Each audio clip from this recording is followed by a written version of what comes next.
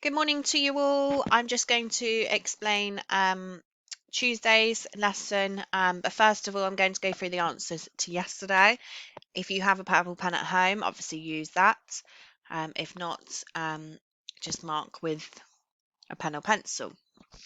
Okay, so I'm going to go through the retrieval questions first.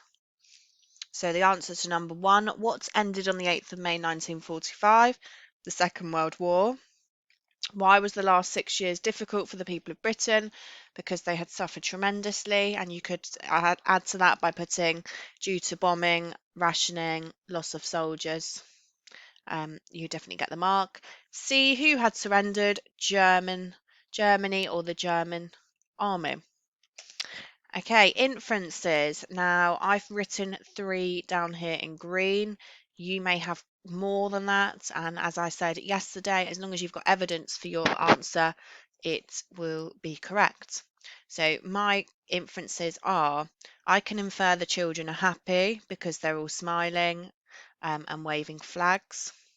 I can infer the buildings have been bombed because there's rubble on the floor. I can see lots of bricks on the floor here.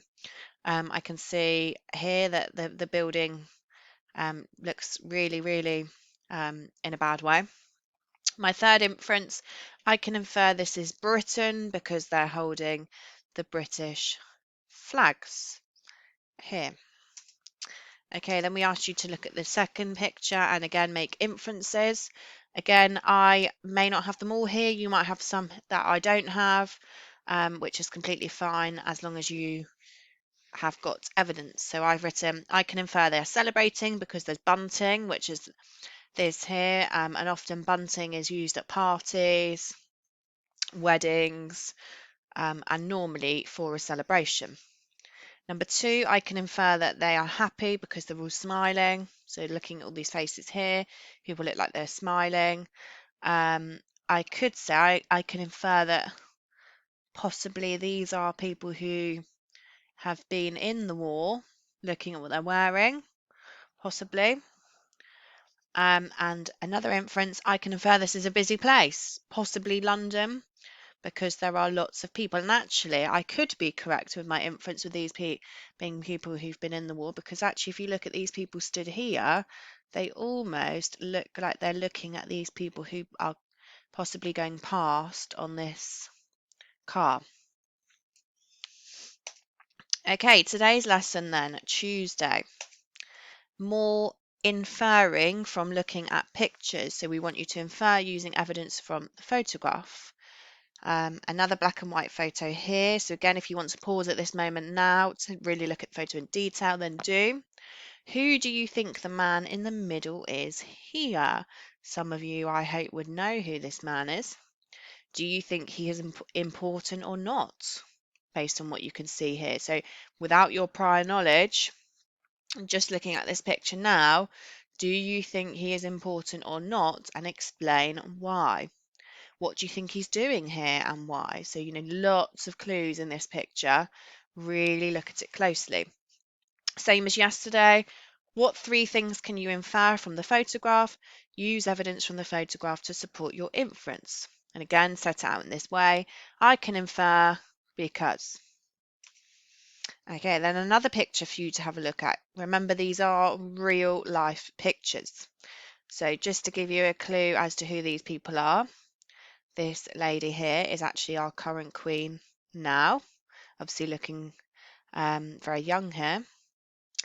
Over here, King George VI, and they are stood on the balcony at Buckingham Palace, which of course is in London.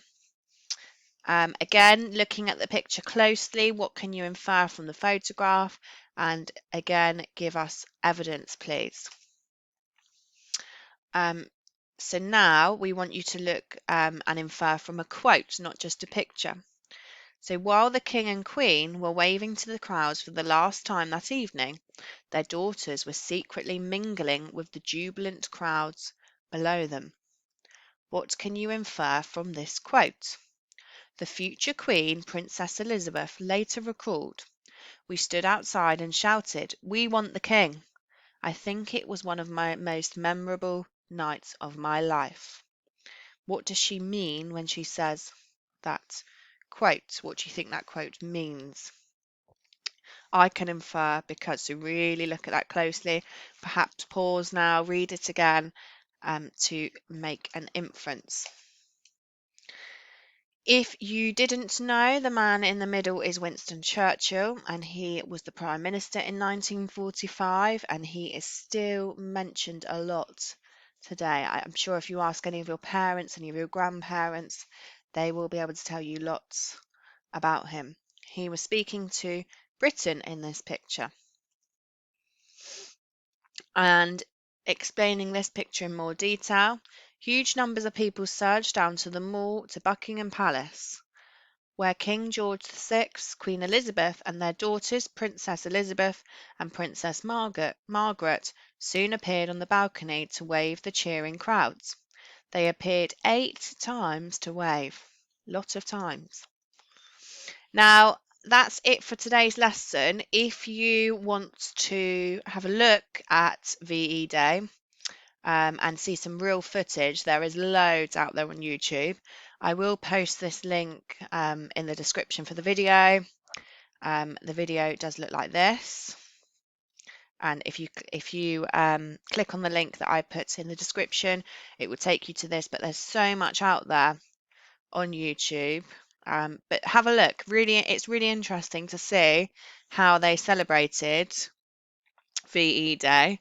This is very old footage, but hopefully from the work that you've done in these 2 lessons, it should become clearer, and it's nice to see actually what it really, really looked like. Have a great day, all of you. I'll be back tomorrow with some answers and the next parts of the lessons. Take care. Bye-bye.